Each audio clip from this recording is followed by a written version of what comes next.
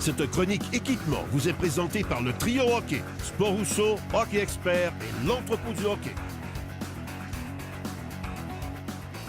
Cette semaine, à la chronique équipement du Trio Hockey, on rejoint encore une fois notre spécialiste Éric Dupont qui va venir nous parler cette semaine d'un accessoire qui est en constante évolution depuis un certain temps. Tu te souviens-tu, à une époque pas si lointaine, les joueurs arrivaient à l'aréna, les bâtons dans une main et la poignée de leur sac dans l'autre, puis on pouvait les entendre arriver de très, très loin. Oui, mes gars ont vécu ça dans leur début au hockey mineur. Nécessairement, c'était pas la façon la plus discrète de se rendre à l'aréna. Mais d'un autre côté, ça rendait la tâche plus facile de la porter pour eux et un peu pour nous autres aussi. Aucun doute là-dessus. Mais maintenant, il y a une tendance qui revient au sac qu'on traîne sur notre épaule. C'est souvent le sac pro maintenant, comme dans la Ligue nationale, qui devient de plus en plus populaire. C'est quoi les nouvelles tendances qu'on va découvrir présentement?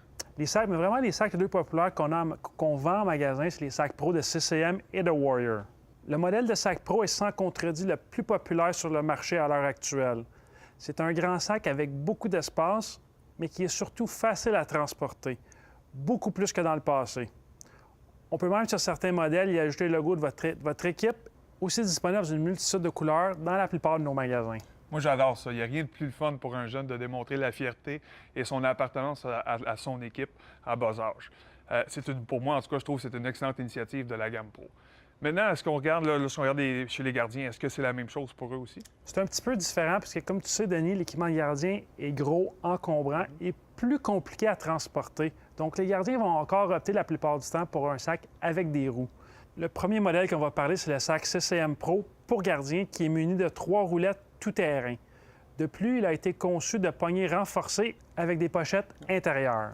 J'aime bien ce style-là parce que souvent on voit les gardiens de but avec les jambières sur une épaule.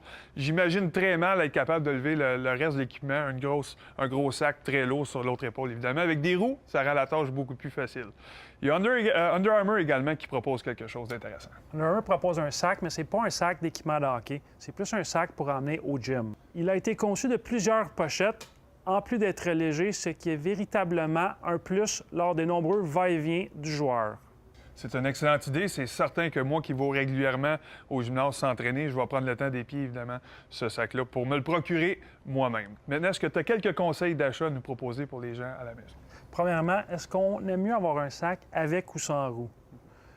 La taille de ton équipement, l'âge du joueur, il y a plein de facteurs importants à considérer. Aussi le budget. Il y a des sacs qui varient de tous les prix. Donc, c'est important de faire encore une fois le bon choix. Puis nos spécialistes en magasin sont là pour vous conseiller. Merci beaucoup encore une fois de ton temps et de ton expertise. Et nous, la semaine prochaine, à la chronique équipement du Trio Hockey, on parle de sous-vêtements. Merci, Anthony.